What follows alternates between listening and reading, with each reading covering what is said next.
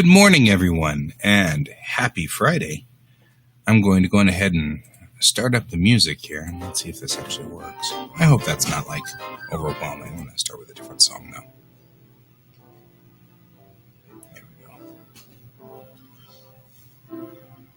I feel like that's my kitten being, a troublemaker over there. I think he wants attention. Okay. So, this morning, we are working on a couple of things from Afterworlds. So this is going to be with... It's downloading. So... I've got a couple of little teeny graphics that still need to be done. And I'm loading them up over here and getting kind of there. Well, hello over there overseas. I should say good afternoon to you, Allie. And hello, Brent. Hey, you guys. It's good to see both of you this morning, or this afternoon as the case may be. We're going to work a little bit on a book that I'm illustrating. I'm working on a role-playing book right now. I'm doing the little interior art pieces for it. Oh yeah, you watched Goonies. So, Brent is saying he watched Goonies last night after Rocky Mountain Geek Tank, the podcast. So, he's into quotes from Goonies at this point in time. So that's totally reasonable to me. I love Goonies. So what we've got going on over here. Okay, we'll see you in a second, Allie. What we've got over here.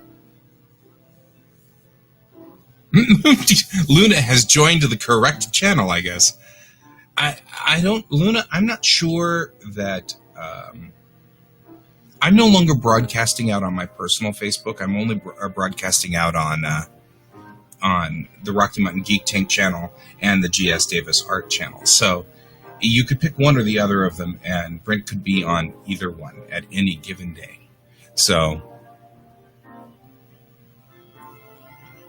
So anyway, okay, so what we're going to do is we're going to do a little work over here on gravikinesis, psychokinesis. So this is supposed to be just one small picture over here. Bring that up and get to work on it.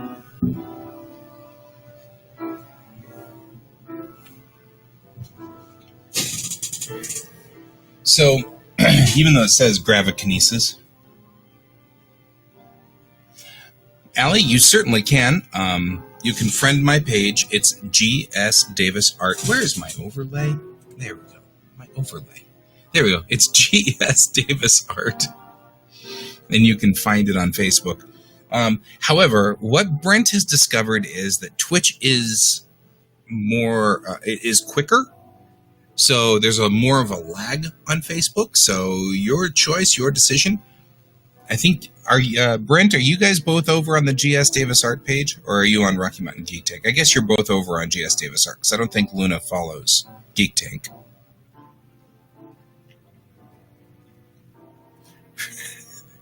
So they're just having a wonderful little chat over here. They're just chatting away. They're blissful. Look how chatty they are. This is great. Okay, so gravikinesis is what this is talking about below here. But it's really only talking about it in this spot.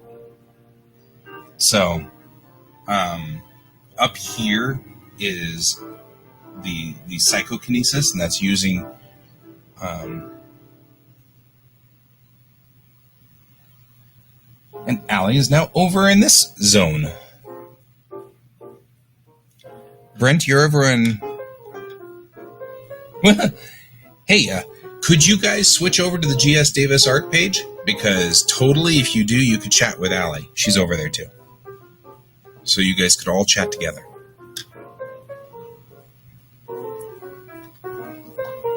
Good morning, Donald. Where are you, Donald?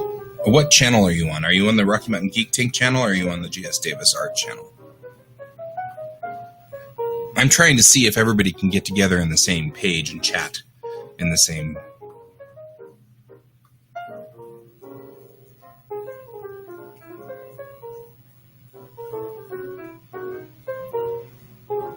guess you can all see each other on the Rocky Mountain Geek Tank. Because Allie can't see you, I don't think. No? Alicia can see you.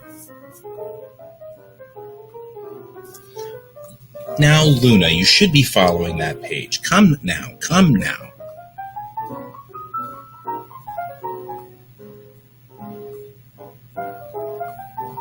Okay, well, I don't know if you guys can see Alicia. She's over there somewhere. This is like the great expanse of the internet, and people are trying to find other people. I feel like it's like a foggy cloud of ambiguous things. Oh, my kitten is attempting to attack my cat again. This could be fun.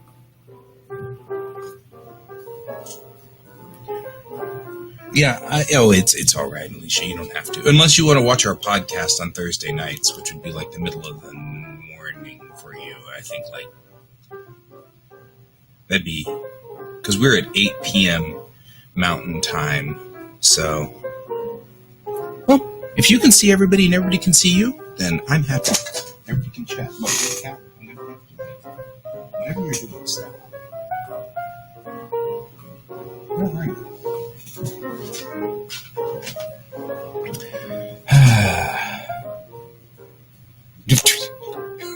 Tribe of Guy. That's really kind of a weird name. Guys, I'm just saying. Okay, I'm going to add a new raster layer. I'm going to go over here, and we're going to blue line in and just get an idea of what we want to do with this particular page. So, use my pencil. Oh, you're a karaoke. That's right. You are a karaoke. Karaoke is another one of those words. Because it's... You can't say that to Japanese people. They don't know what you're talking about. And that's particularly funny.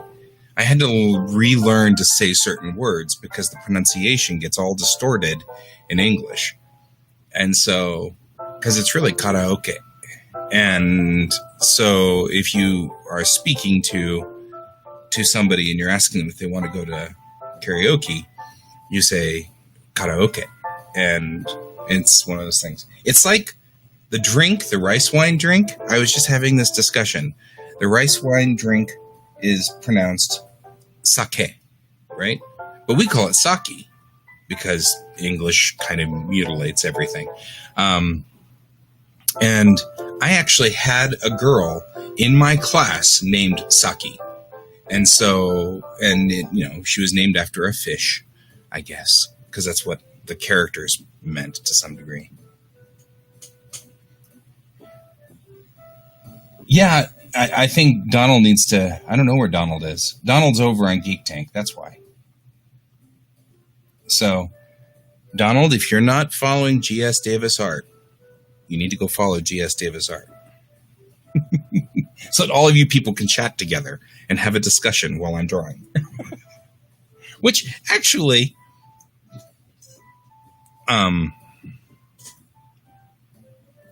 Oh, yeah. And Japanese and Hawaiian are extremely sound poor languages. They're very, very sound poor. So, as opposed to Chinese, which is extremely sound heavy, which I find interesting, especially since Japanese can trace roots to the Chinese languages, to the early Mongolian languages. And I find that extremely fascinating that Chinese, especially like if you're talking about Cantonese is much more tonal even than Mandarin. And I find that very interesting. And even Korean derived off to one side and isn't as tonal. And that's, yeah, on Facebook, Donald, we're over chatting in at GS Davis Art on Facebook. So you should like that page anyway. Everybody should like that page just so that I can get the boost from them saying, oh, people actually know you exist. Yes, people know I exist.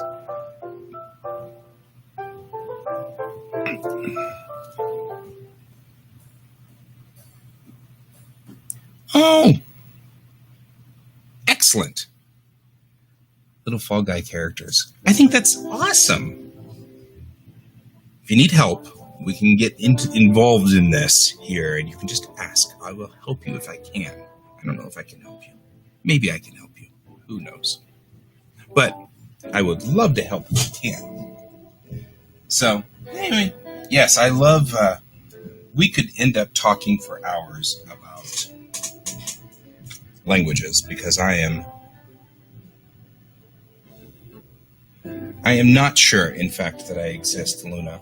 I'm not 100% sure this is not some simulation of some sort. So, here we go. I'm just gonna, provided my cat does not, in fact, attack me for this. He is in crazy cat mode. There, Donald's over here now. Okay, cool. I got everybody in the same room. Well, Donald, Allie, Luna, Brent. Donald, Allie, Luna, Brent. There. Now I've done the introductions, I can get to work. All right.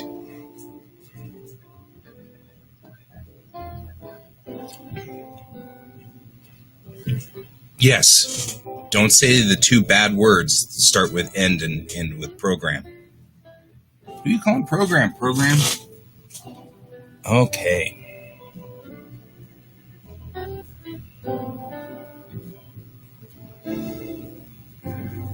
I think what I want here is we're going to have one person here who is going to have their hand on their temples like this. So we're going to put the hand like this.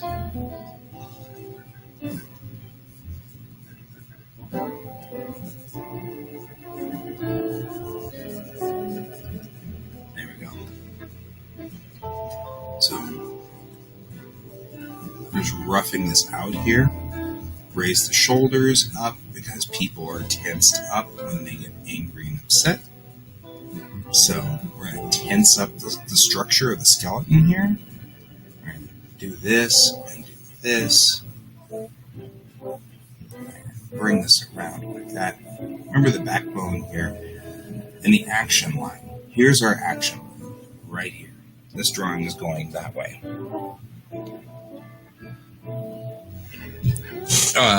Allie, what I'm referring to is Luna said that I was part of a holodeck program. In Star Trek, when you want to terminate a holodeck program, you say end program. So I was saying, just don't say those words. They're bad words if we're all a holodeck program.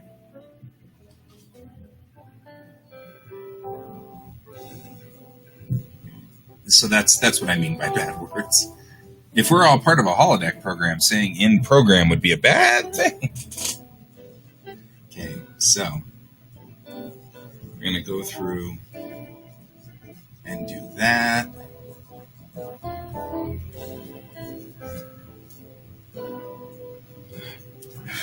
So, actually, I don't think that I have trained my Alexa assistant so it responds to the word computer, like Star Trek, because I am a major Star Trek geek. I know you're shocked. You're shocked. Everybody's shocked. But it allows me to do things. Yeah, you're listening right now. It allows me to do things that are kind of fun. Like I can say, computer, red alert.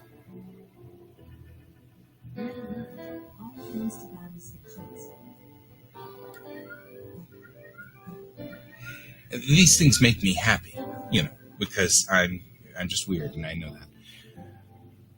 Yep, there goes Brent making the same comment, because he knows that he's seen me do this. Of course, I don't do this for the show, because this is kind of ridiculous lighting for the show. So what I'll say is, computer. Hello, computer. Hello, computer. Broadcast lights. And we wait. Computer, broadcast lights. I feel like, yes, computer, black alert.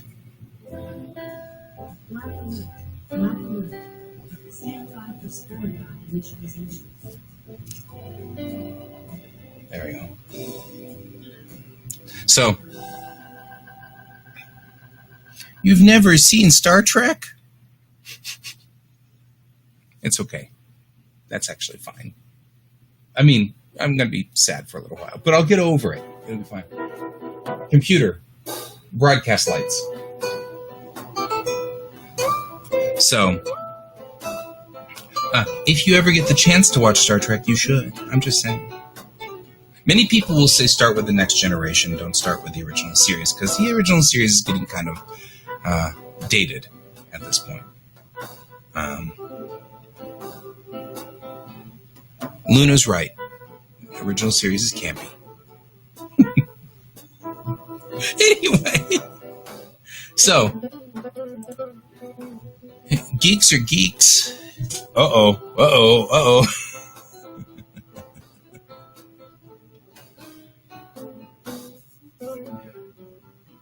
So that bring you into the fold is a phrase that indicates like folding the shawl, a scarf around you, like you're now part of the family sort of thing. You know, when you bring somebody into the fold, you're like, come here, you're now part of the family.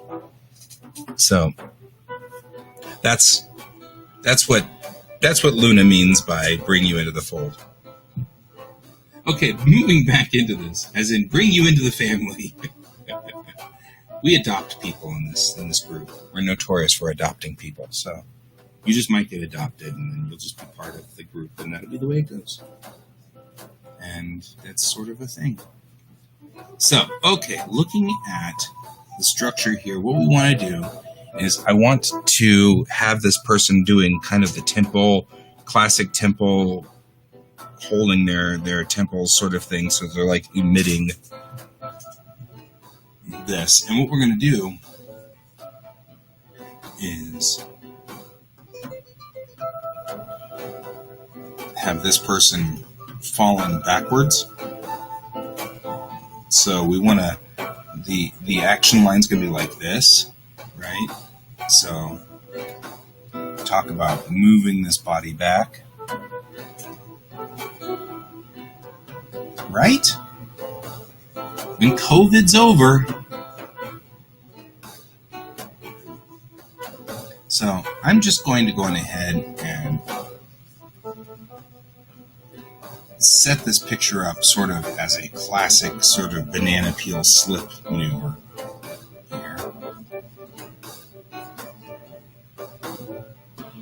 But maybe what I will do is I'm just going to run out like this, right? What we're doing here is just lining this in to say, slipped in the banana peel sort of thing. But what I will do is put a weapon out here.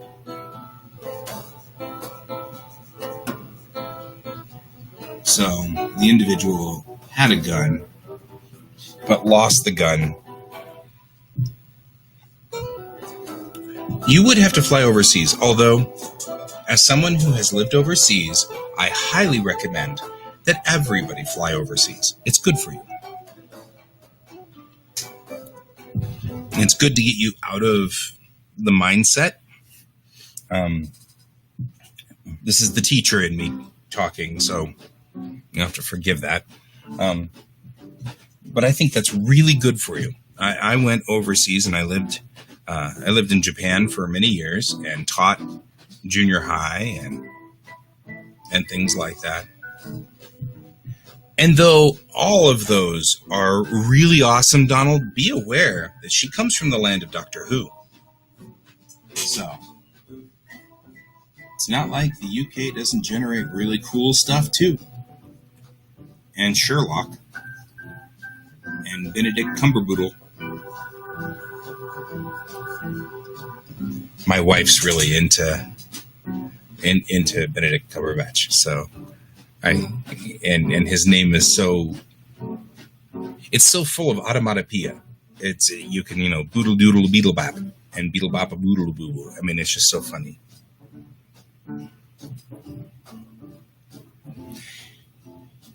Yeah, that's one of the things Luna's commenting about, whether they're streaming in the UK, and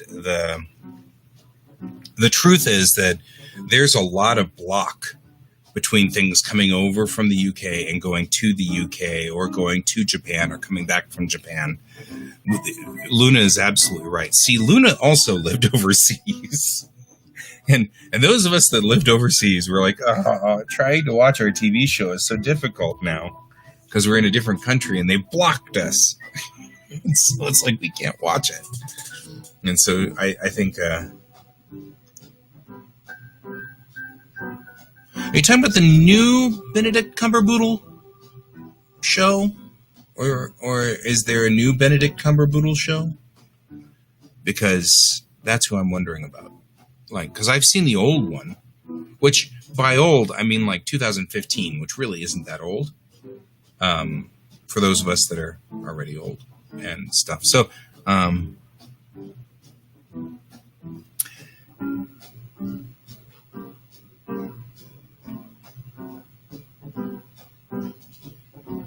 you've seen Ted Bundy tapes? Is there actually like a show over there about Ted Bundy? Yeah. Okay. Feel like this person's shoulder needs to be higher. And that might make this hand lower. And we're going to, when we get in here to deal with the man. It's about Sherlock's sister, huh? Yes, Donald. She's in the land of Red Dwarf. I love Red Dwarf. She's also in the land of Monty Python. There's some great UK exports. UK's got some good stuff. Of course, every place does. I mean, I have recently gotten into Korean pop music.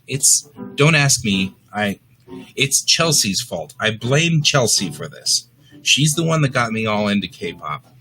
But Chelsea's a BTS person. She's really into BTS, and I have moved into Blackpink. So, it depends on how you look at things. So, there's a show about... Yeah, BTS is a Korean pop group, very popular pop group right now. And I don't, the BTS stands for something in Korean, and sadly, my Korean is miserable. So I'm not 100% sure what the words are, but it apparently means Bulletproof Boy Scouts is the, yeah, and Emily too, that's correct, but it's Chelsea's fault that I got into K-pop. She's the one that got me into it. But I moved to Blackpink and to many other like groups like that. I've even gotten into Twice. And I know people think I'm just insane, but you know what? It's good writing music. I like writing, because there's no word. I can't understand the Korean. And even though the problem, of course, is that a lot of these groups now have songs where they'll sing in Japanese, and then I can actually understand what they're saying. But oh, yes, Behind the Scenes is another. No, the group is called BTS because it actually has a Korean name, and you'd have to ask my co-host Chelsea, who's part of the Rocky Mountain Geek Tank podcast that we do. You'll have to ask her what it stands for because I don't remember and stuff. I don't know. Oh, yes. So, Donald, we were just talking about Manchester United and Manchester City yesterday. So this is an inside joke now.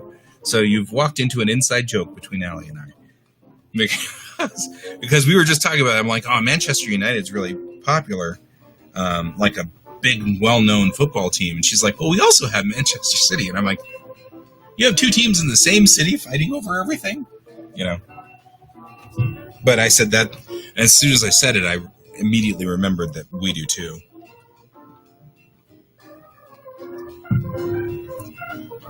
So, Donald, you were saying Home of King Arthur. I have read a number of interesting stories that place King Arthur in a number of different locations as to where Avalon was and where Camelot was. So I find that fascinating that you're homing in on Manchester. That's not what I thought. I mean, that's not what that's not what I've heard. Now, I haven't gotten into the King Arthur lore since I was in my 20s, so a long time ago. Anyway, long time ago when I was in my 20s, I'm just saying. But yeah, I mean, that's an interesting. I remember reading a lot about where Avalon was.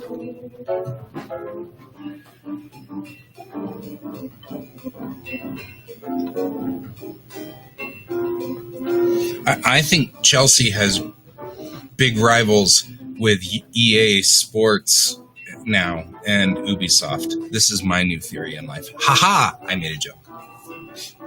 Too bad Chelsea doesn't watch my show in the morning. She'd just get in here and yell at people anyway. No, she wouldn't yell at people. She'd yell at me. Let's be realistic. She'd yell at me. Oh man, oh man, oh man. Well, welcome to the family. As good or bad or indifferent, welcome along.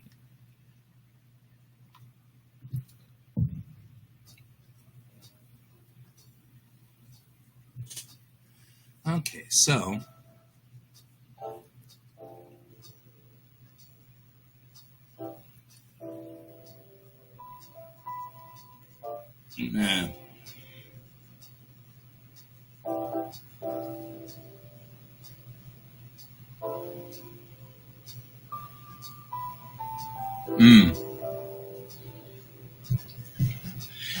Americans and Australians as a culture, Americans and Australians both have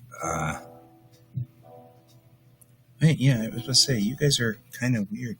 Americans and Australians, though, as a culture, we're very much into the underdog and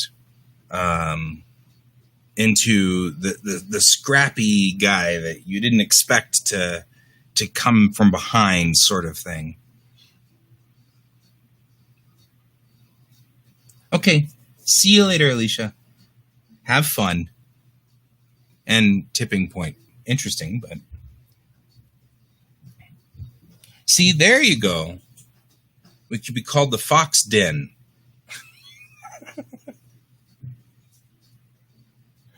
Like, what do you think of that one, Cat? Fox Den. What are you dragging? How is someone so small able to do so much damage?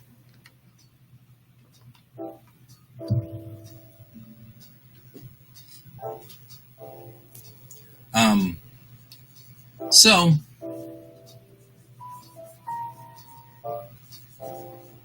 we're just going to go on ahead here, and like I said, I'm going to just darken my pencil a little bit so I can see some of these lines now, because it's getting kind of confusing here.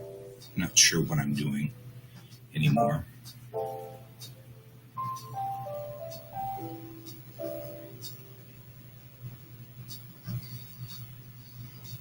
I'm going to bend those fingers and get the structure through here, right?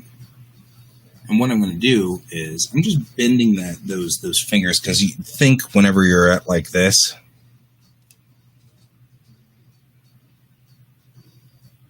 yes, and you're absolutely correct, Donald. We love the underdogs and the heroes who overcome tremendous odds. That's our thing. And it's us and the Aussies. The Aussies are the same way, which, by the way, causes no end of perplexion to the Japanese. They think we're just very weird. And I've only had a couple of buddies from the UK, but the UK also is a little bit more staid and a little bit more calm. not quite as bonkers as we tend to get.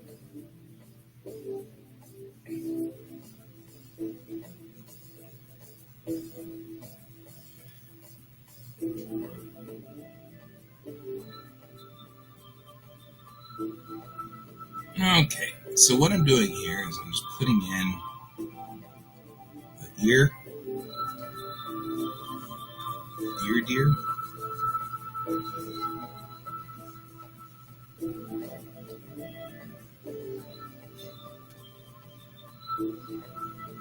Just clear up a little bit of this line work through here because I'm really having a hard time now starting to see where this person's going. Cats are cuddly and ferocious with love, you're right.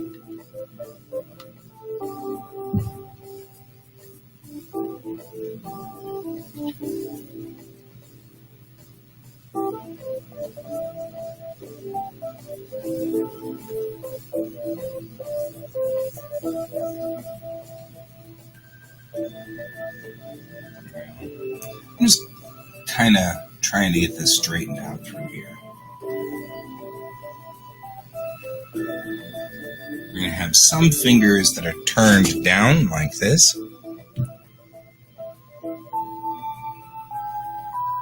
Okay, I'll watch that trailer after we clear the show. I don't want to do it now because we'd end up with echoes and goofy stuff, so. You're stepping on me. No, I'm stepping on you, little pest. Yep, he's definitely a little murder hobo. You're a murder hobo. Guess you're not a hobo, you live here. He's under the curtain. He's under the curtain and I'm attacking him and he's attacking me back. It's very funny. Kittens are great. Kittens are the best. George is no exception. So, following this line like this is what I really should do to make this work. So, the head should be forward. The human will, whoa, like that. No, you can share. That's totally cool, man. You share. Thank you for sharing.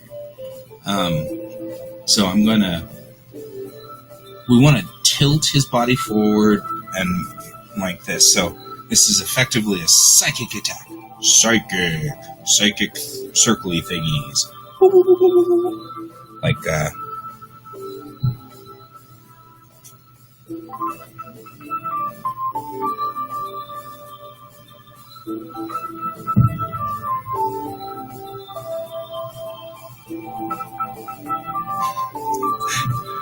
a lot of Australian friends, Donald. I actually have a couple of buddies whom I have known for years and years and years over there now. One is a friend of mine from high school. She was one of my best friends in high school. And she married an Australian. And for a long time they lived here in Denver, but now they've moved back over there to Australia. And they, it's funny talking to her. She's raising 3 boys and 1 girl. And it's fun listening to how, you know, the girl's old enough now that the girl lived most of her life here. You know, she was 22 or 23 when they all moved over to Sydney. And so she's entertaining to listen to because, of course, she'll be back. She did this yesterday, too. Sometimes she has to leave. She comes back and visits with us. She'll be fine. I hope we didn't scare her off, too. She seems like a lovely person. You are insane. You just went bonk. Uh-oh. Now what you gonna do? I got you. See, you can't even attack me because my foot is behind your head. Okay, so here's his hand. Okay, Attack Cat, do not unplug my tablet. We will have words that involve you staying in the bathroom during my show.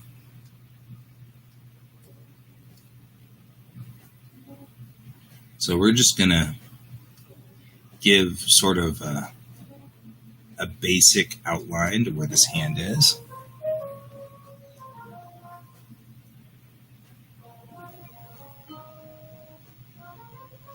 Okay, see you later, Luna. It was good having you here for a while.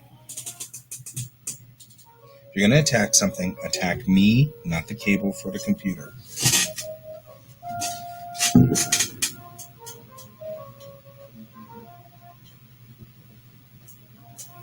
There we go, you little pest. Scared Luna off. Now, I fetched my death kitten. He's obviously scary. He's a terrifying animal. And you're terrifying, aren't you? You're just totally terrifying. Look at you being so scared. You're a scary, scary beast. Oh, you're such a scary beast. So, I'm doing this mostly because I don't want him chewing through the cables on my monitor. But now he's purring, and he's all happy now. So there's that. Because he is who he is. But this is George. He's 3 months old. And I'm scritching his ears too much, I think. But yeah, he's obviously a major threat. But he is a polydactyl cat, which is cool. It's kind of hard to see, but he has an extra paw. See, there you go. You can see it now.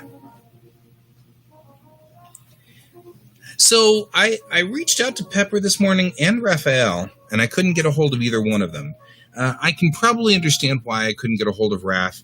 He's disconnected off of Facebook, so it's hard to get a hold of him now. But Pepper, I don't know where Pepper went. I'm guessing he still has more adoption paperwork stuff that he has to do.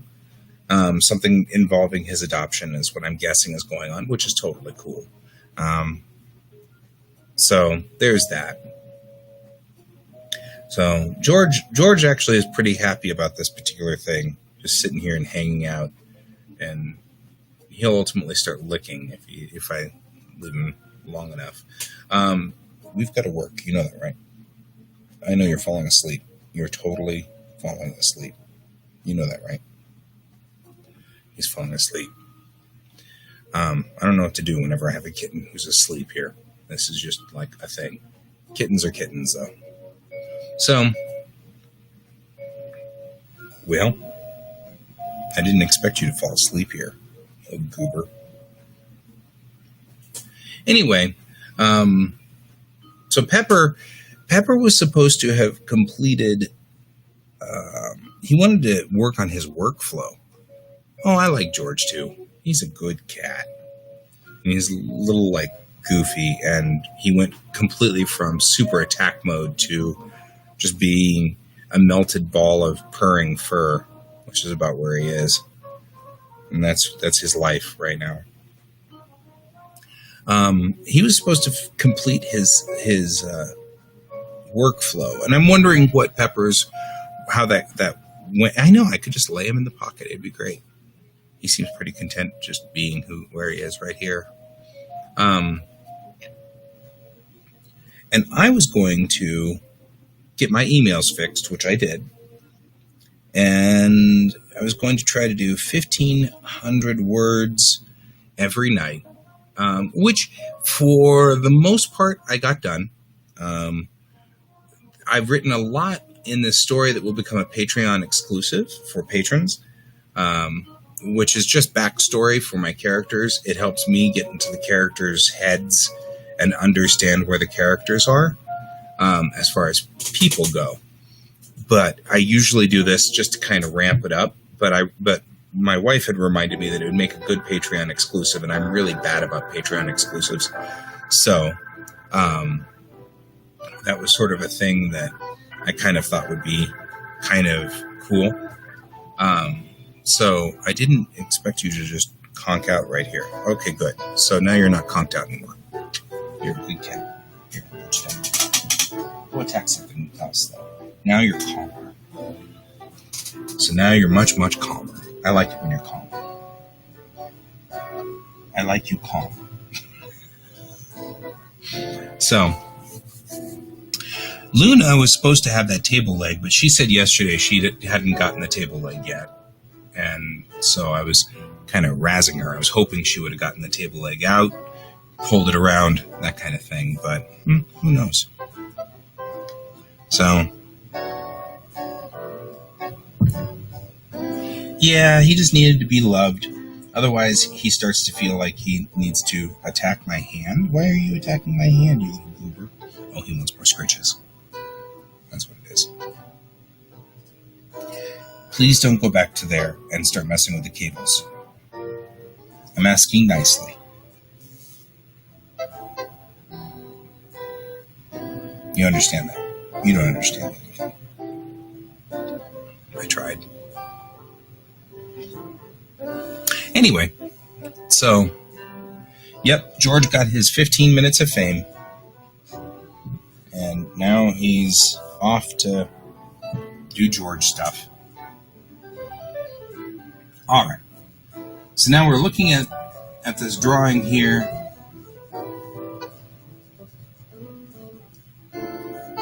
Back of the shirt.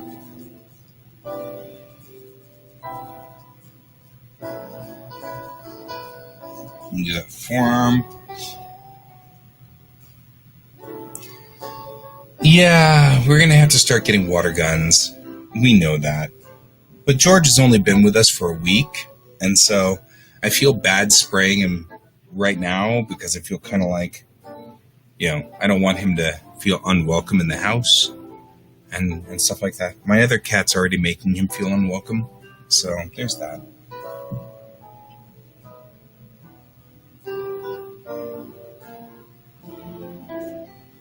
So, okay. We've done now 2... Ooh, model train stuff. Hey, Brent, what gauge do you work in? I'm curious. What's your gauge? And I actually have a reason for this. Because I've thought about the same thing here.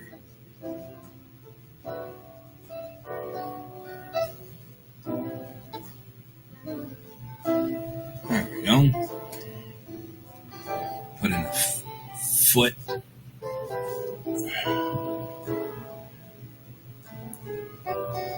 Put in the knee here. There we go.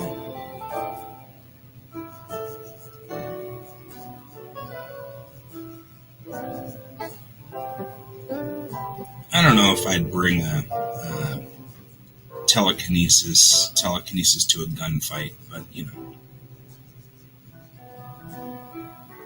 See? That's why I knew you were cool. I actually also work in gauge.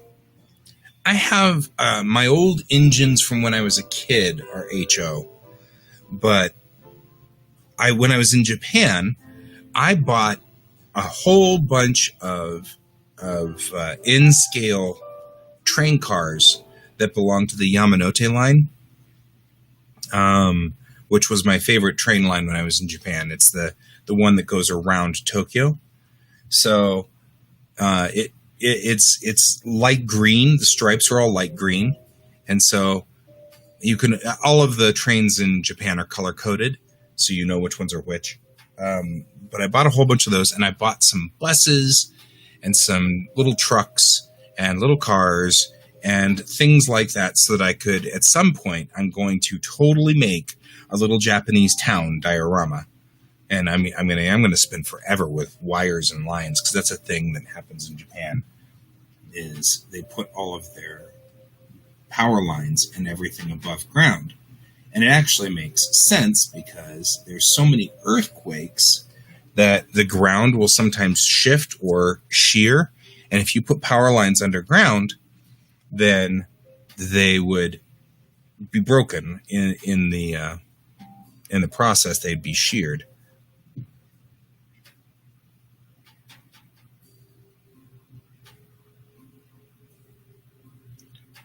Oh, that's so cool. Donald, what scale was that? Was that HO or was that in? Because, I mean, in scale, if you had an in scale and it was the largest in scale track, that's like massive, right? It'd be like 17 miles by 17 miles in scale, you know. HO's a little bit, I mean, an HO train, even a train set in HO scale that's in an entire basement of the train station would be massive. I mean, that'd still be a mile or two across scale mile by scale mile. Maybe even 3 or 4 scale miles by 3 or 4 scale miles. But in scale so cool. I just love in scale. Of course, you know that if I ever built a model Japanese town in scale, it would totally have to have an in scale Gundam in it. Because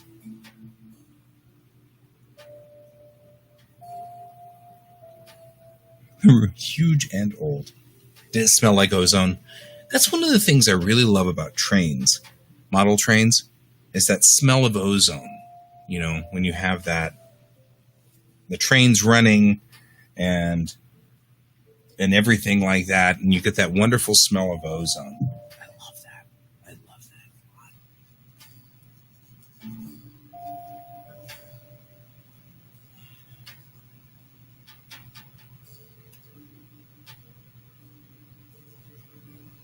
There we go.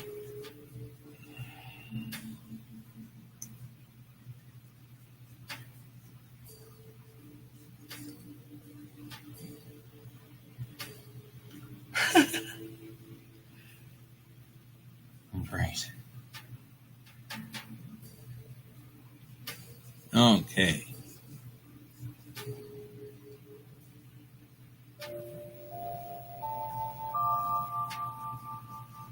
And we'll just put in some hair. So this guy's flying backwards. It looks like he's been hit. Yeah. I'll just put the city that we've already designed, huh? Huge city in N scale. Kind of made the decision of how big that was a while back, and it's actually just 1 kilometer. So 1 kilometer at N scale would still be, I mean, it'd still probably be really logistically, it'd be like the middle of my basement, but it could fit in my basement here, I'm pretty sure. But I think I did the measurement of the city and came up to 1 kilometer. So I feel like this shoulder is probably too high, right? We should be at shoulder width, even kind of grumpily, like bunching up.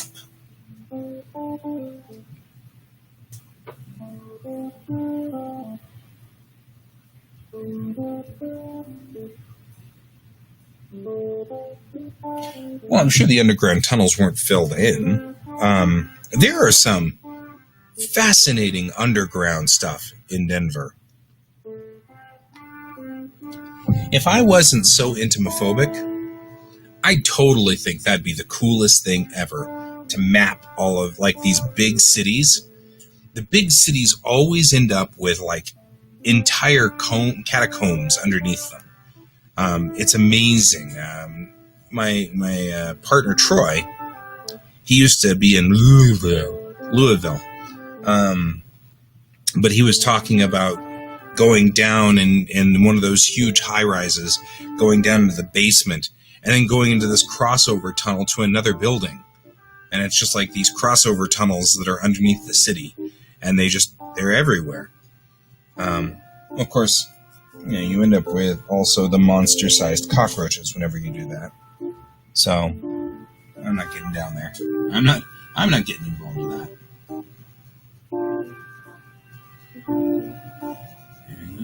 Slide.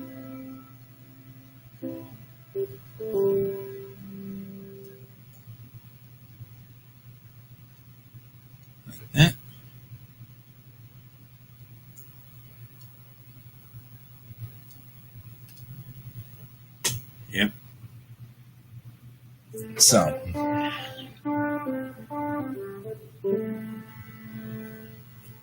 that works. Now what I'm going to do is I'll refine my artwork. And I'll do this in red. And I'll do this in red.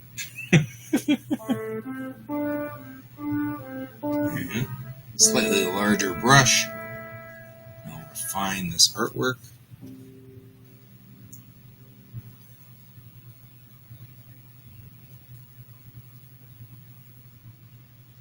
There we go. So what I'm doing here is I'm just refining my design, making it a little simpler and easier to understand where I was headed. That's what I'm after right now. Because when I deal with this later and try to ink it, I want to know where everything is, and so I'm checking all of my artwork of things, right? He might be, like, maybe he doesn't have hair, maybe he's just bald, maybe he shaves his head. Who knows? Whatever's the story, this guy, just like that. And here's this guy. He's flying backwards. Right. Do that, and this. I'm just making this chaotic, right? I want this to be very chaotic.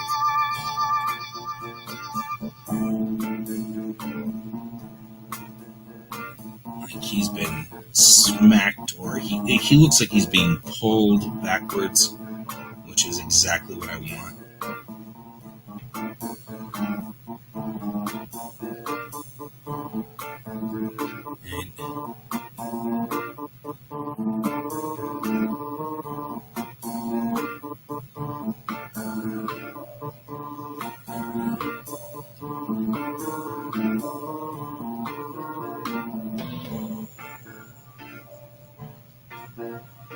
Just like that.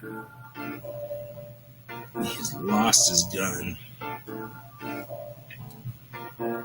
Right.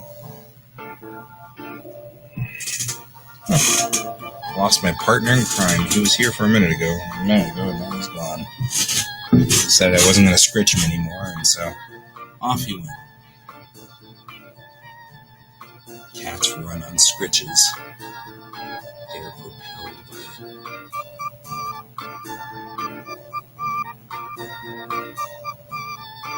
Yeah, I thought so too.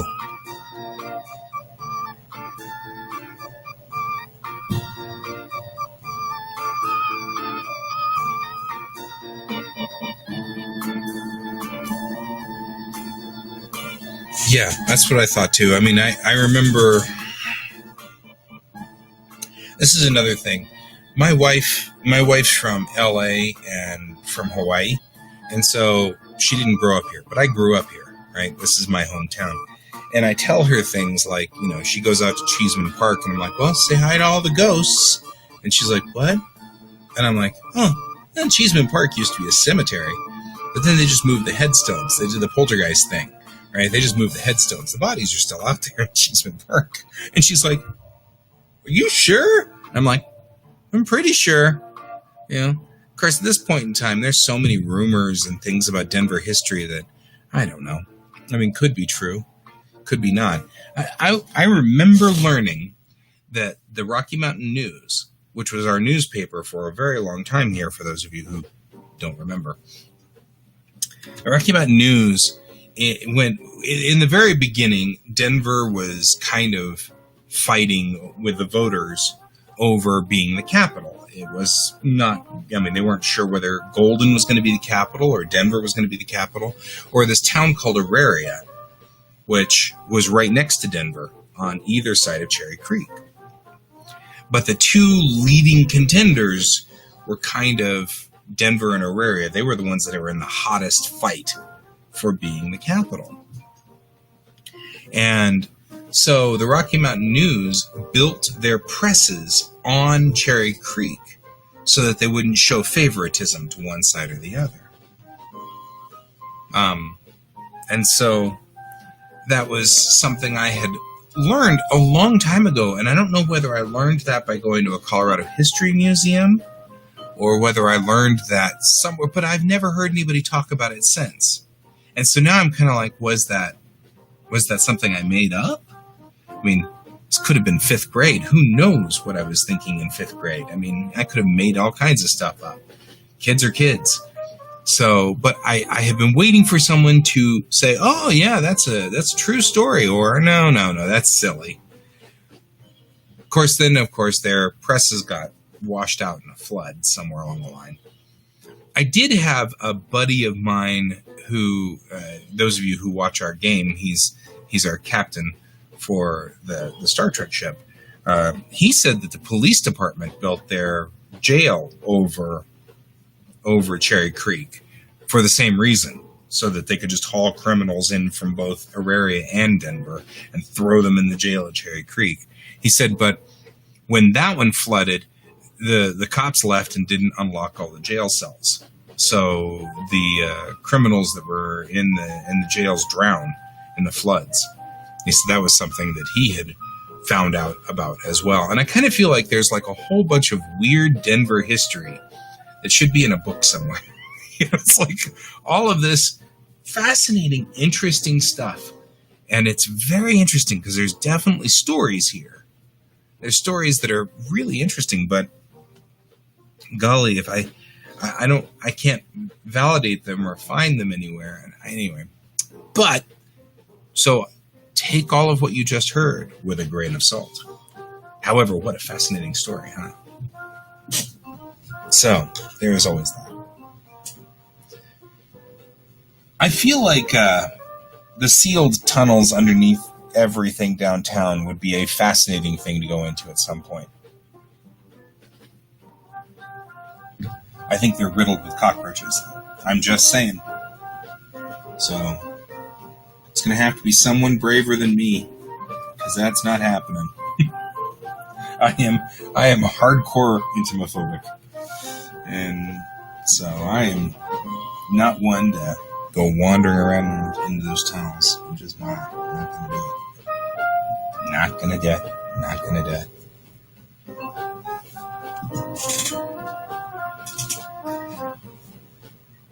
Yeah, we had a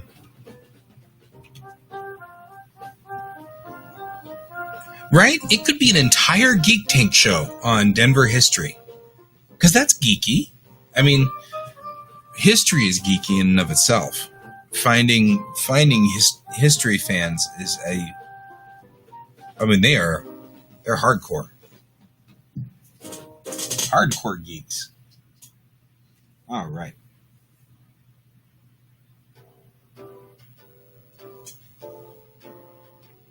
Maybe Emily. Emily she's not graduating until November of next year. So she still has a year and change. And so she was just talking about this last night. She was like, I've got a year and change still before I can get out of college. So,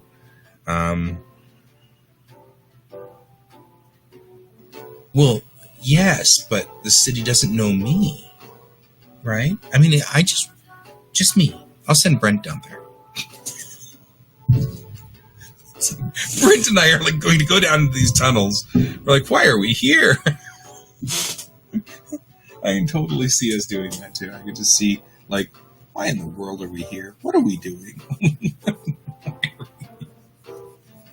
Oh, man.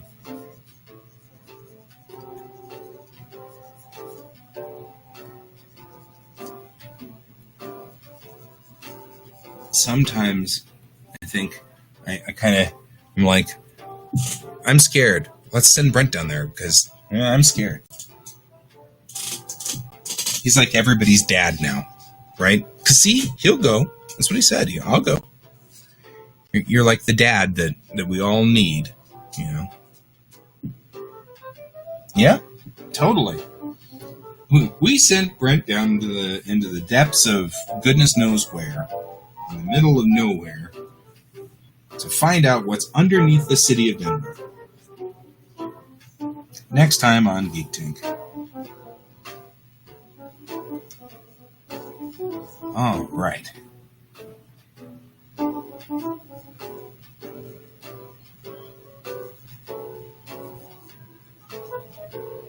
Just refining our drawing here.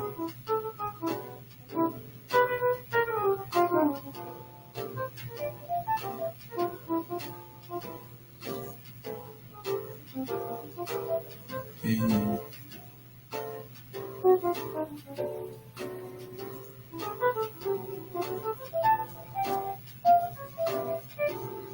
This sucks. Look at his face of, oh no!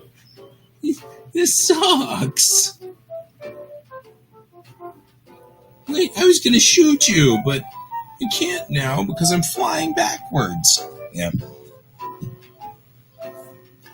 Oh, I'm sure that there's all kinds of nasty stuff. That's actually what Troy was saying when he was in that building in Louisville.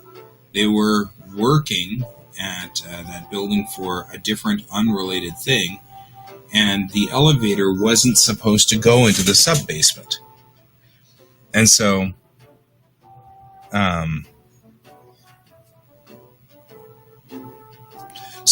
they hit, first floor, and the elevator glitched and went to sub-basement and opened up into the sub-basement, which it wasn't supposed to do. And so it was a complete accident. But he said that down there, they found that the buildings were all connected. They were going all different directions, and they were all connected. But in theory, the elevator wasn't supposed to be able to allow them to do that. And it was a complete accident. Good news is it was Troy and his brother, and though mischievous, they aren't miscreant. So, all they did was just wander around and explore an area that they probably should not have been in. But most people keep people out because they're afraid of thievery or, bad intention. And the truth of the matter is, of course, obviously, there were no bad intentions here. They were just curious about a place that they'd never seen before. So there wasn't anything evil about it by any stretch. And, if you look at the grand scheme of things, if someone accidentally came across my house and was just fascinated and walked through it going, wow, this is kind of cool, it wouldn't bother me half as much as the idea that, somebody was walking through my house with the intention to hurt me or hurt my family. And I'd probably still be a little disturbed, but not as bad if it was just, accidentally creeping along. Some people do that. They're just exploring because they're like, hey, check this out. We can explore. And I'm okay with that. I mean, that's human nature. You never want to stop human nature from exploring.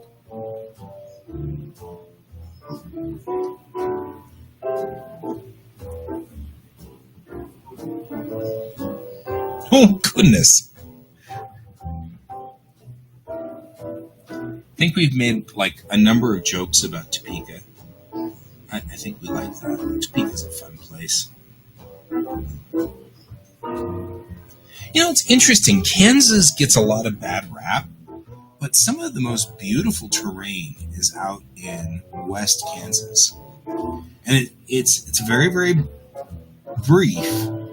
But if you're coming in I-70 and you pass Hayes, heading in, and it's before Goodland, but it's after Hayes, and it's in that stretch. There's this turn of 70 has to make a couple of turns, and right, it makes a couple of little switchbacks in this beautiful tiered rock area. And it's actually very, very lovely right there. And that's a very lovely little section. It's got interesting terrain. It's only for about 2 or 3 miles that you have on I-70 there. But yeah, I love that part. And when you ask why do I know that, it's because I've got family in Houston. And one of the ways to get to Houston is to go all the way out to Salina and then south to Dallas. And that's one of my routine routes to go visit my dad when I head out there from time to time, because I do.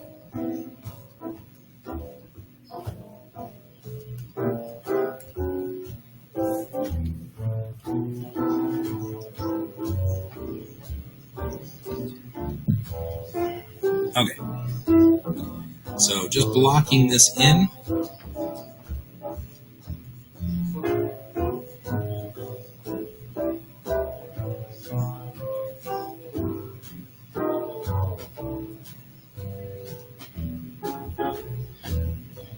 Right, he's throwing the gun.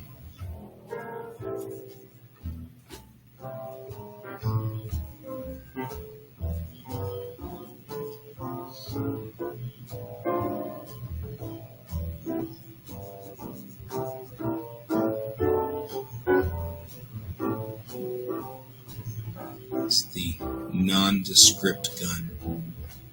Probably something and just sort of nondescriptiness.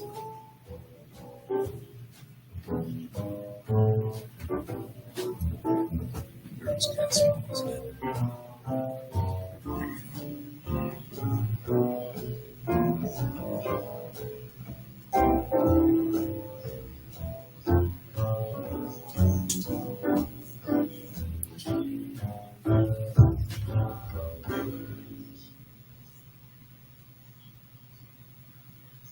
Well, that's probably the coolest city ever. I'm just saying. Unless you live there, I'm sure it's not quite as cool. I don't know. I like to take digs at Kansas because we're Coloradans, and I think that's part and parcel of the nature of neighboring states. Is we're supposed to take digs at each other. It's required. You learn it in high school and stuff like that. You know, take digs at your neighboring state. And Kansas is sort of our state du jour. I don't think there's anything actually wrong with Kansas per se. It just happens to be our state du jour that we pick on. So I like to pick on Kansas, but there's no real reason for it. I've got no justification for picking on Kansas. I drive through Kansas a lot, and so in reality, it's a rather lovely place. So, you know.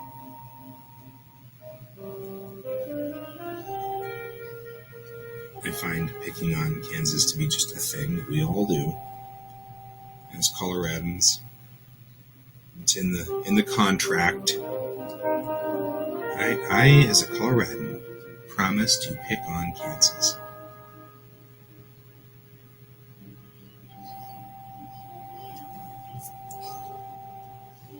That's fair.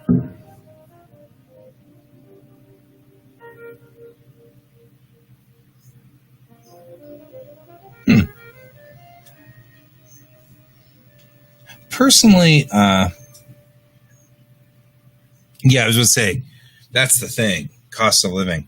Although I just recently heard that at this point in time now, minimum wage cannot buy you is not a living wage anywhere in the U.S., even in Kansas. So whatever is happening to our system, it's now infected Kansas as well.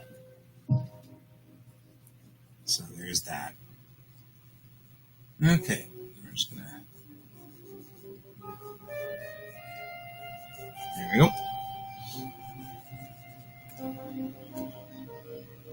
Hey, so he's being pushed back by telekinetic powers. Well, yeah, but here's summer heat isn't that hot either. Although I think if you're near Kansas City, you're getting much closer to the river.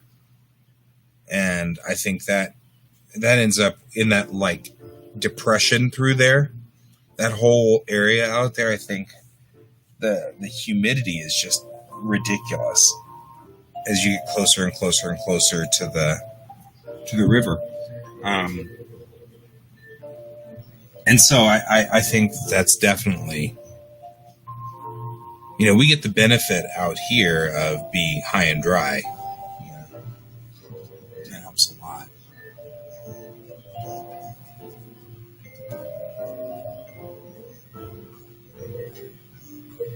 Yeah, that humidity is brutal.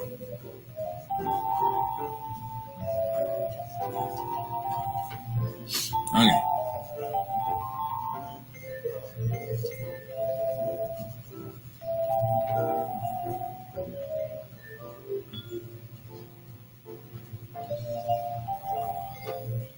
All right.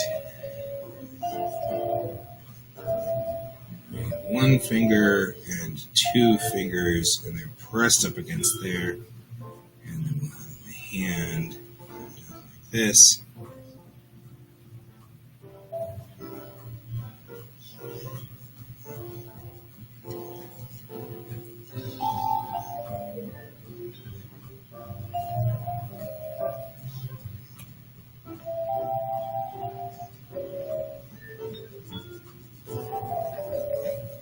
Jaw come out like that.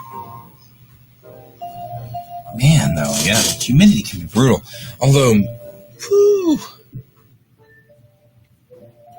I gotta tell you, the humidity in Houston and Tokyo, oh my goodness. In the middle of summer, I can hear the cicadas in my head, but that humidity, oh man, that was brutal.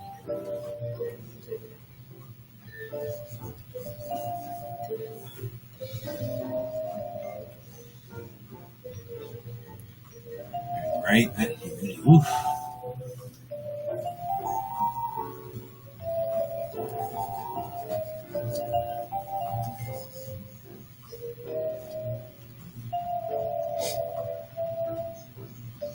Although picking produce, I gotta admit, man, that's rough.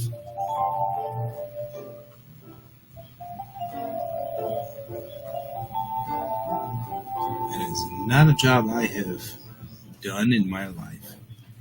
And now, thankfully, I think I'm probably too old. It's not one of the jobs that I would have ever thought that I would have been like, oh, hey, luckily I'm too old. But luckily I'm too old.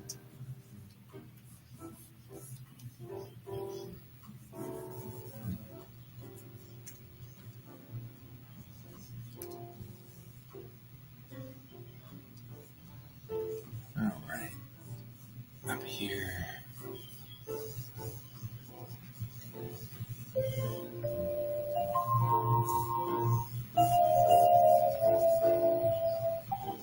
So I'm putting in the forehead right here. I'm feeling like this hand's probably a little bit misshapen, so I'm just going to tag in here and give him, I'm going to increase the size of his hands here. And it's a male. So male hands are a lot larger than female hands.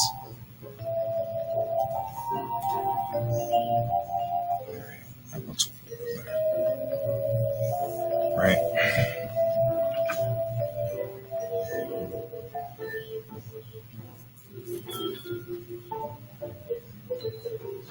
Yeah, I've only been to Florida a couple of times, and usually for launches or something like that. So that's North Florida, ish. I've never been to Miami, and I don't really have any need to go to Miami. I don't have anything down there that's interesting for me. I mean, I'd be interested in Disneyland. I've been to Disney World. I've been to Disney World, and that was fascinating. And I've been to Kennedy, and I think really Kennedy is the only thing I would ever head down there for, Cape Canaveral. I'd head for the Cape, but I don't have any real need to go to Miami. And that's no knock against Miami. It's just there's nothing down there. And Tampa Bay's cool. Let's add our vector layer in.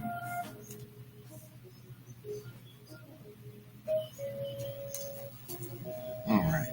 Now let's talk about vector. Right.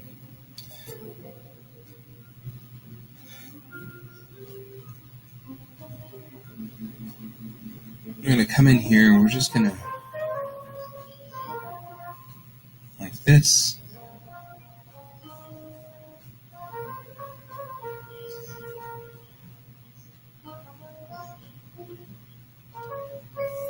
I'm trying to save myself some trouble here.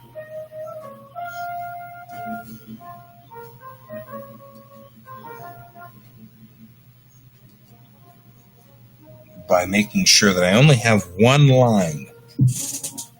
Why are we not looking at the artwork? Why are we looking at my back? Why are you not telling me these things?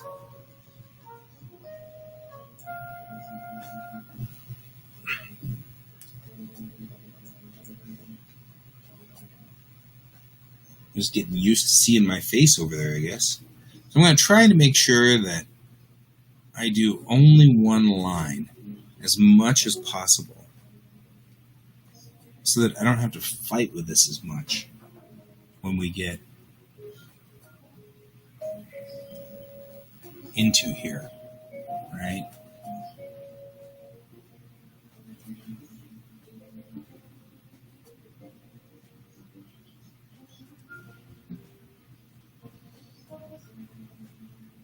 That's not right.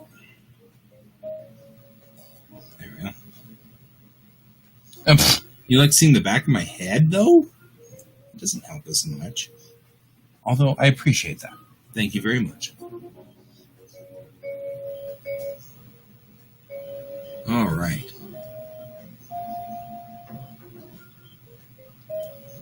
Let's see how I did 2 lines there. So I'm going to try to do only one under here. There we go. There we go. Just like that. Bring this around. I probably should just extend that later. These are the things I need to think about now that I'm working in this sort of methodology.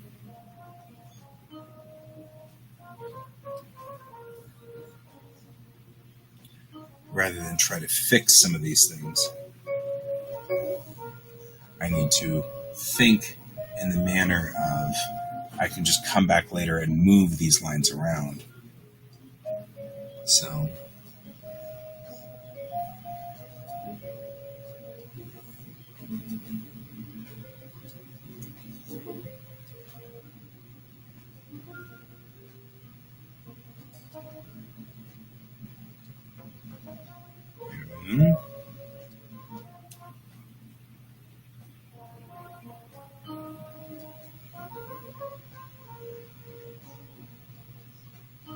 giving his shoes some definition there.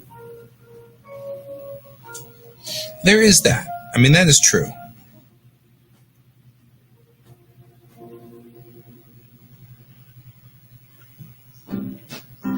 Oh, yeah?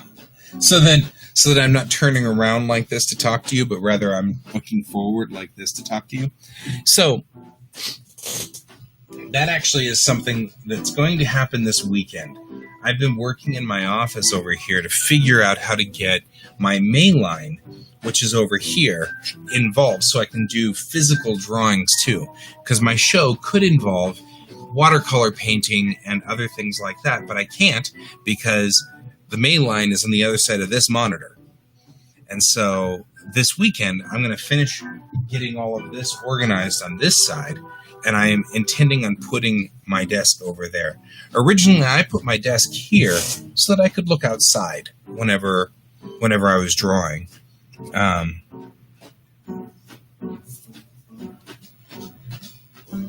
Oh, yeah. Okay, I can do that for you. My friend.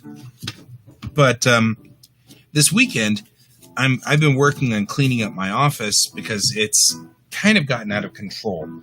I have a lot of things I'm scanning in right now. And so I've got a number of boxes of things to scan. And so it's getting like stacks of boxes over here of things that need to be scanned. My wife's been cleaning the basement, and so she's been bringing stuff up and scan this in, because once we scan it, we can either throw it away or we can pack it away and seal it if we want to keep it. Like my artwork, we don't ever throw away my artwork, even if it's really horrible and miserable. But I think all artists should be humbled by their original work. So I'm big on keeping my old artwork, so I can look at it and go, but at least I've gotten better, right? So what I want to do, though, is move everything into this corner that's back here, because obviously we're going to be doing our show here, and I'm going to be doing more shows, and I can't use this. Every time I open the curtains, it just floods out the picture, so we can't use it. So because I can't use it, I'm just going to end up doing this way anyway, right? So it's like, okay, so let's see here. Next week is, good heavens, it's the 5th, or the 4th, I mean.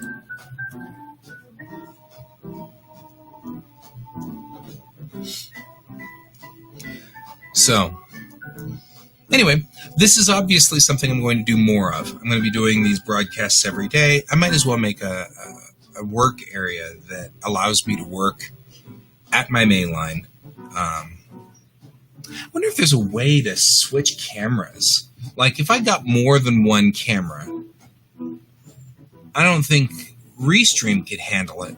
But I wonder if there's like a camera switcher. You know what I mean? Like something where I could have a physical switch to switch between cameras.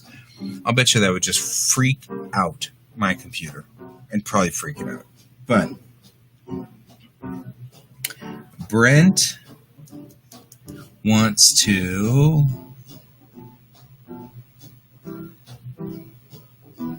design in scale theme park. Guy is doing... Yeah, there are things out there that can switch cameras. The question really is, can it switch USB? Because I feel like USB would cause like some kind of problem with it. Either you would have USB cameras getting confused. Every time I've used more than one USB camera, the computer gets very confused. Clearly, they never intended for people to use more than one camera in their entire life. So, I just work it. But my thought was, if I could figure out a way to get more than one USB camera in, and maybe we could set this up so that there's, USB camera sort of life going on over here. Something to think about. So, kind of pondering that. I wonder if I so I can't put my main line against this little half wall here because it sticks out 7 inches past the wall. And I know that means that people will just run into my main line over and over and over. But I can put it here, like put the main line right here facing this way. Then you'd see my beautiful bookshelves whenever you look past the main line. So I've thought about that. And maybe that's not a bad idea, is to just put the camera right above this tablet and then have the main line behind me, because it would look nice. And then the main line and then the bookshelves back here, which also look great as like a backdrop. That might not be bad. So maybe I'll just mount the camera right here, or maybe just back further so that you're not looking at my eyeball all the time.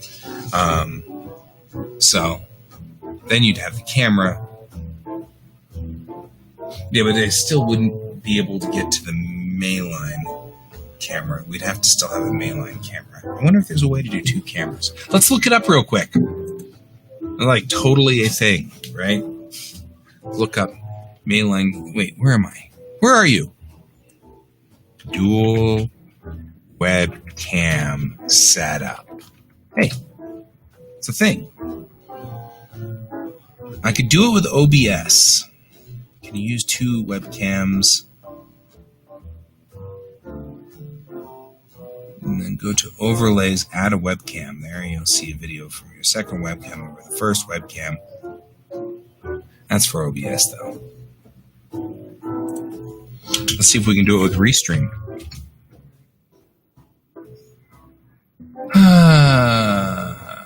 How to multi-stream with Logitech Capture.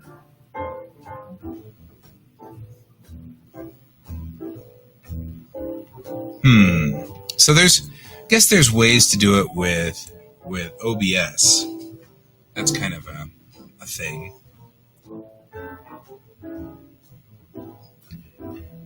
Oh, how to live stream to multiple cameras. No, how to live stream live via iPad.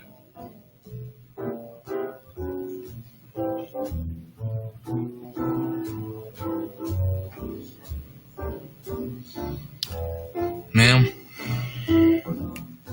I mean, I get all the benefits of not having a boss, and then I get all the drawbacks of not having a boss. One of the drawbacks is that I don't get paid next month or next week. So there's that. I've been kind of trying to avoid using OBS.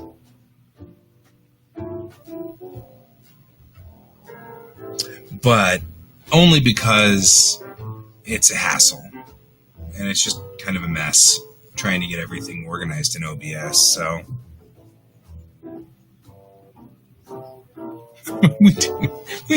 you're not distracting me, I'm distracting me.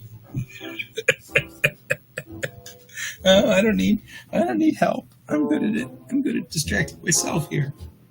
Okay. You're right, we do need to get back to art though. Anyway, it's something to think about, and I've thought about using OBS. It talks about how to use OBS in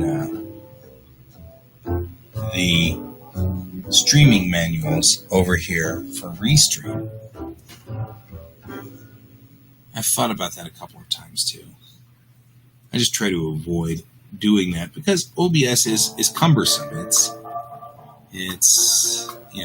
not a bad system at all. It's cumbersome. You'll end up trying to figure out why you've got 2 lines in there all the time.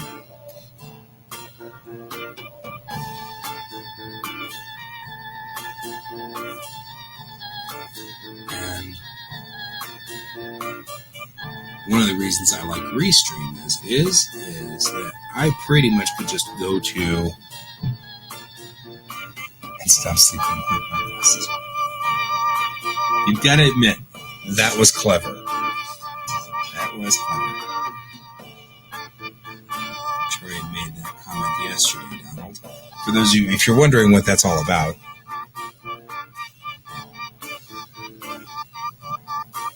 yes.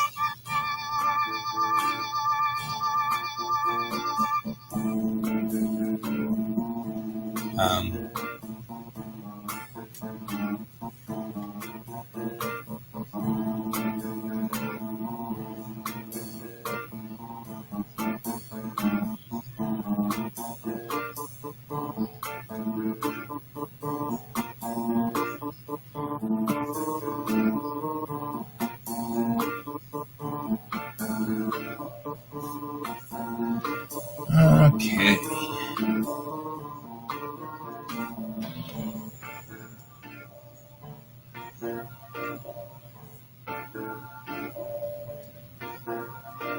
So we're just going on here and doing the fingers.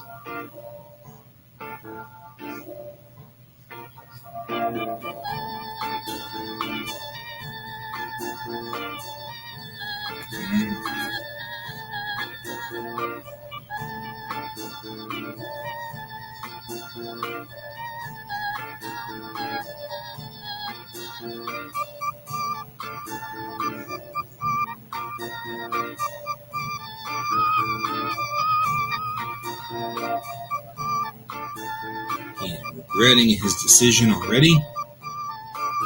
I'm regretting my decision.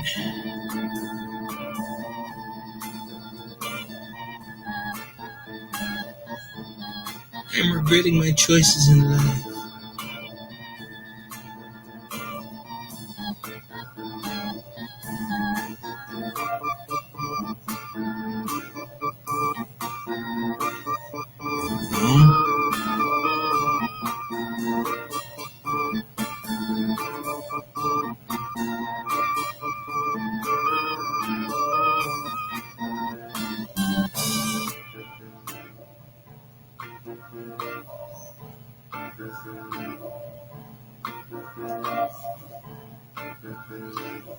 Hi, welcome back, Allie.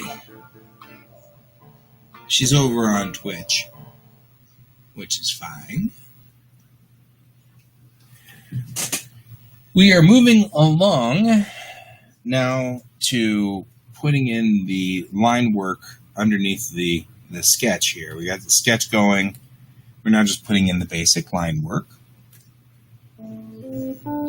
So Tipping Point. You were watching Tipping Point. I don't know if that's the same Tipping Point as over here in the States. I've heard a lot about that show, but I've never seen it. So, what's your review of it? Yes. They should have worn the brown pants.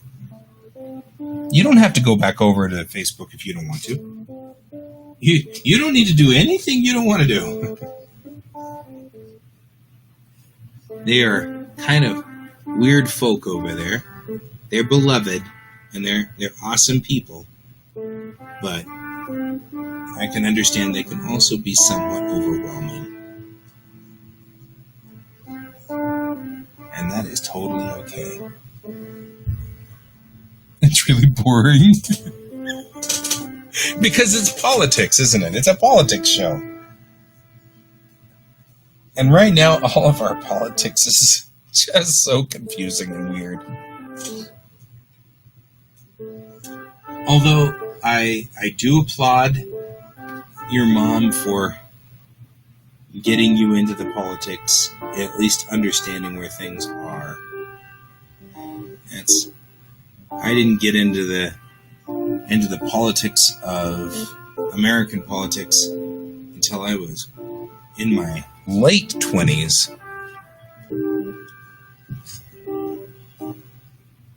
Yeah. Questions and bars, huh? I didn't get into politics until my late 20s because it all just seemed like a whole bunch of people yelling at people. And now I regret that because I didn't even vote for a long time. I voted when I turned 18 because I thought, hey, I can vote now, right? Because that was cool. And then I didn't vote again until my late 20s. And I sorely regret that. I sorely regret that.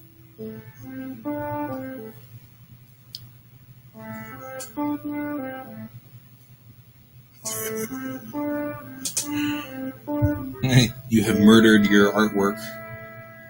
Allie's saying that her red pen burst, so now she says her artwork looks like a crime scene. I have totally had that happen. I have had that happen with my watercolors too. You just accidentally splash too much red or something in your watercolors, and it's like somebody just came in and mutilated your artwork. Totally understand that. Donald, I don't think you scared her away. I think she's doing just fine. But he says he apologizes if he did. I don't think he did. I think she's native to Twitch, so it's probably a lot easier navigate. I understand that one. I mean, I understand you have kind of like your home system. Like, I'm still trying to figure out Discord. Discord just, I don't know. I can't grasp it. And I feel like, you know, I'm one of those people. My generation was building computers and putting computers together and things like that in the 80s, not you. In the 80s and the 90s. And so I was very much there at the very forefront of Usenet and all of those very early internet things. And I've been on the internet, you know, since 1991 or 1992. You know, being out there, being in different forums, and as the BBSs grew into the online forums, and then the online forums grew into the actual web and things like that. And I used to be able to evolve so quickly. I used to be able to just, oh, this is the new thing. Yeah, I got it in about an hour. I'll figure it out in about an hour. I know everything about it. And then people will come to me in the next hour going, hey, help us out. We don't understand how this works.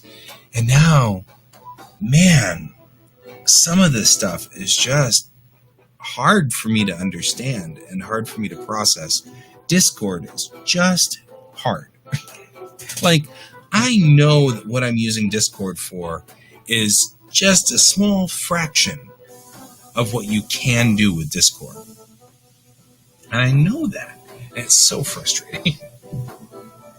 So, yeah, I actually totally understand. Some people have a home system that's, you know, it's either they'll be on their home system is Twitch, or their home system is Facebook, or their home system is whatever. So I got no arguments there. You do you, boo. All the boos. All right. I think we got the rough inking in on the two guys. Let's get that gun in.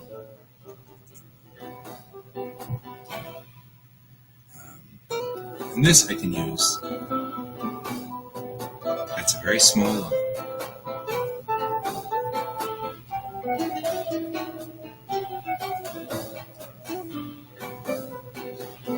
So,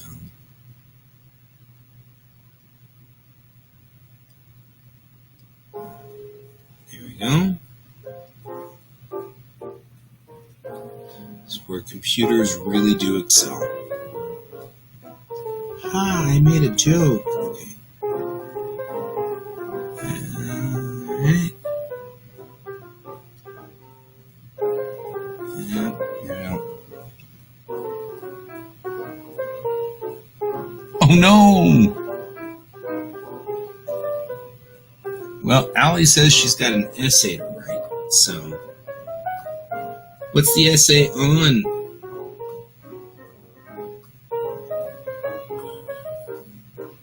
And here you are. I guess if you're on this. Oh, it's a math essay. Oh, better you than me, my friend. Better you than me. Ooh, I would have just blown that out of the water and just destroyed it all, and then my teacher would just shake her head and go, no. Math and I do not get along. It's so much so that it's a running gag in this family. My son is really, really good at math, and I am really, really bad at it. Okay. That's our first draft of the ink here. See you next week, Donald. Have a good weekend, and be awesome. Yeah, so that's one of the ongoing things that Allie says bye to you too, Donald.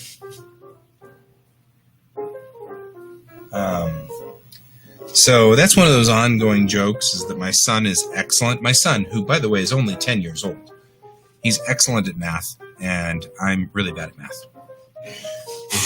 Oh, excuse me. Excuse me. Oh, the fires. Colorado is having a lot of fires right now. We've got a lot of wildfires out of control. So I sneeze a lot these days. Which I guess is kind of better than the alternative, which is being in said fires. That seems like that'd be bad. All right.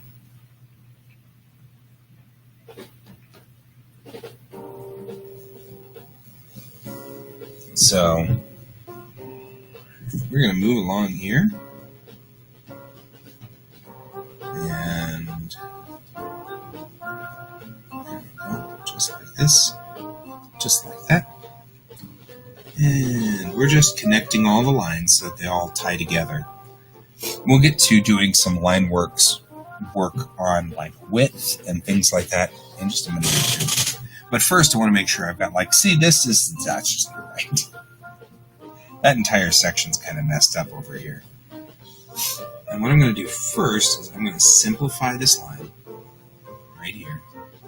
And I'll simplify this line. And that makes it just a little bit easier for me to do the control points because there's only like 5 of them now. So I can bring this down more like a shirt really would be. Right? Because we can start doing this more like this. And this guy needs to be like this because he's not helping me. And then we can take this and go like that, around, and then it matches sort of the shirt. The idea is this poor guy is knocked back so much that it's billowing out his shirt. That's how much knockback he got from this. Right? That looks a lot better. Right? Now we need to make sure he's got body under here, because otherwise it just looks like he's a ghost under here. Now the question really is, are we going to be able to see any of this, or will this all just be filled in black? Because it's not worth putting in too much time if this is all just going to be black. You won't see it. It's not worth the argument. Because I think all of this might just be black. Yeah, it's all going to be black in there, so it won't matter. I'll just fill that in black whenever we get. We have to. One of the rules of Clip Studio is you can't use the fill tool when you're in vector mode. So we're going to have to correct all of our vector lines, straighten them all out, make sure that they're all good and straight, and then we can convert it to a raster. And then once you've got it in raster mode, then we can go and fill. So I'm guessing everybody knows what the difference is between vector and raster. But that's a thing. So if you don't, I'll explain that. But I hate explaining things when people are like, yeah, we know what that means. I always feel bad. I'm sorry. Okay, I'm just simplifying some of these lines. It makes for a smoother artwork piece if these lines are straightened out. So I'm just tapping all of these things in and just straightening them out. And it gives us fewer points to have to work with and argue with too. So definitely something I'm wanting to try to do here. I'm just going to make some folds in this fabric right here. Give some interest to this line. Pinch up this a little bit more. Make it look like his fabric's been folded as he moves backwards.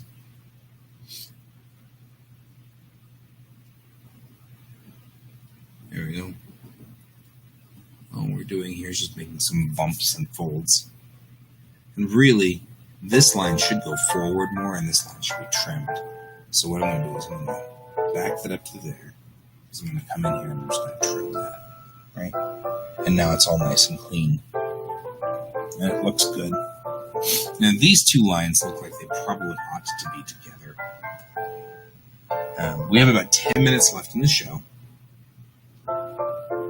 So I'm going to look here. We've got this guy, and they really should be connected. So I'm going to connect their vector line, and that makes them now one line. And we can now see that it's all one line going out there. And then I'm going to simplify. I'm just going to simplify right there. 2 control points. And then when we go to the adjust the line width, we can fix the width of this right through here. And now it's all one width. And then we can take a look at what's screwed up with this line, because I could see already we've got some, either it's going backwards. Yeah, that's what's happening right there. It just needed to be bumped out a little. They were crossed over. And so we're going to decross them, so to speak. Like that. There. And now when we come back in, I can then adjust the line width, scale it up, and go in like this. Alright, and it looks good. Looks good and solid.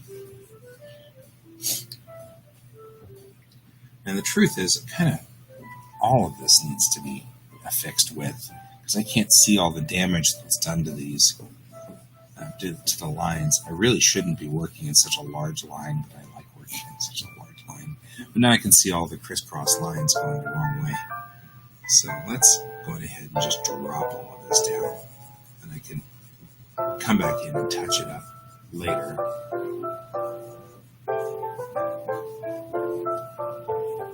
But now we can see all the crisscross lines.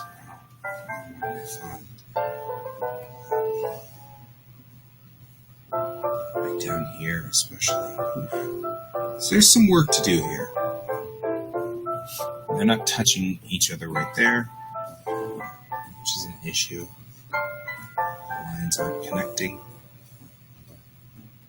So I'm just going to go back through and I'm going to fix some of this stuff. Like I really want to fix. Alright, nose. This is good because now we can see where it's crisscrossed up here. And this is, these little imperfections, welcome back. These little imperfections can't easily be seen when you have a larger version of this. But these little imperfections show up a lot, and you can't see it straight up, but you can feel it. Like, it feels like something's wrong with the piece. And so, it's important to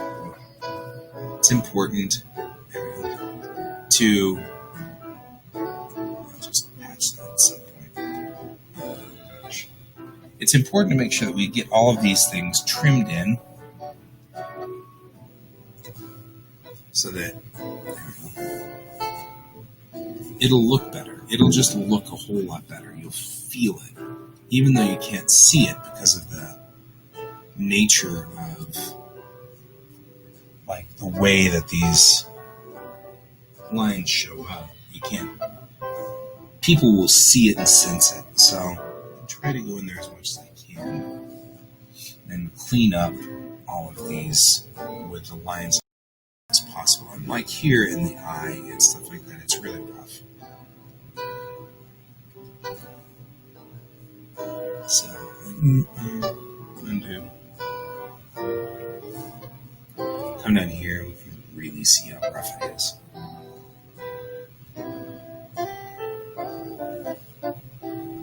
There we go. Just looking through everything looks okay. Now we can come down here with this and move control points around if we need to.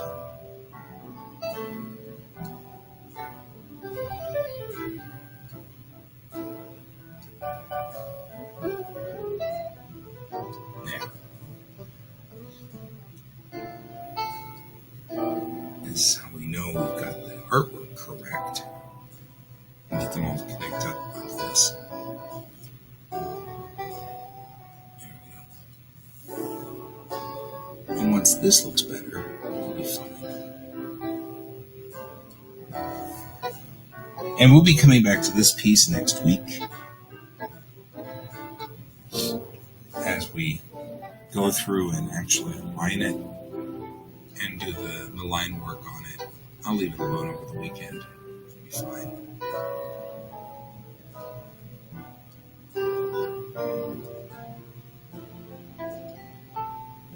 There we go. So I'm just connecting all these lines and making sure they're all touching. Like, this guy doesn't need to have gone all the way down into that, so I can go and trim that out, right? And then I don't have two lines through there. That makes things a lot easier. So moving along here. The other things I want to really work on are things like this line, which needs to really be pulled back. But then, since it's an ear, it needs to be pulled up like this so that you can see the bottom of the ear. The lobe, the ear lobe.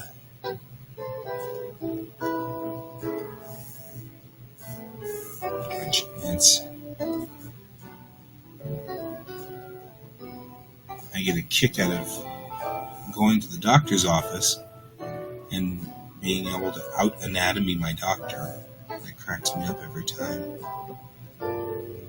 Last time I was there, she was like, "How do you know so much about this?" I said, "I'm an artist. We have to take classes on anatomy. Lots of classes. All the parts of the body. The weird little obscure muscle groups and things that you have to like remember. And, oh, it's so funny.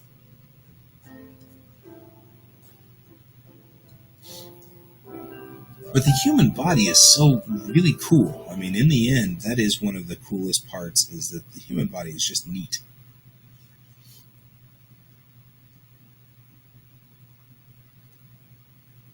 The other thing I find fascinating is how alike we are to the other animals in the animal kingdom. You can find the same muscle groups in George, wherever George went. I think George has gone to take a nap. But wherever George went, you can find the same muscle groups and things like that in George as you do in us. Even when it looks really weird, like George looks like he's got his back legs are turned around backwards, right? Because that's what it looks like. It looks like his knee is going backwards. But it really isn't. His knee is not, in fact, going backwards. His knee is going forward. He just has a very, very short thigh. His thigh is really tiny, and he's got a really long lower leg, and then a really long foot. And so it makes him look like he's got reversed legs, but he doesn't. I find that interesting, too. Aww. There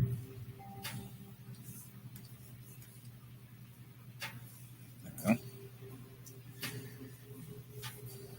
So,